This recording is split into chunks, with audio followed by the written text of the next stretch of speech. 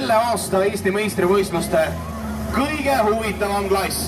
Vasakul rajal juba mitmendat aastat Eestis sõitmas käinud ja ikka seda meistritiitlit püüdmas. Ilvar Sõusajärv paremal rajal, aga meie oma Viljar Mäesepp, kelle sõitu te siin nägite ka. Ja, huvitavaks läheb.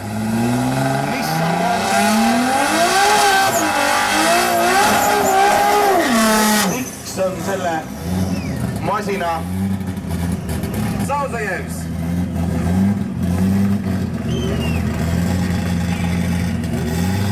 Vaatame, kas Viljar Mäesepp esirattad maast lahti ka saab.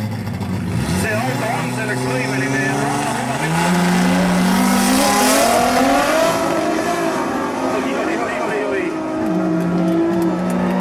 ei ole Ivarsil ikka veel pidamist.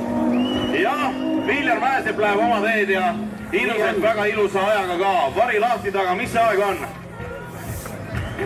Parem rada, Viljar Mäesepp. Lõppkiirus 231 kilomeetrit tunnis, 9,9 sekundit.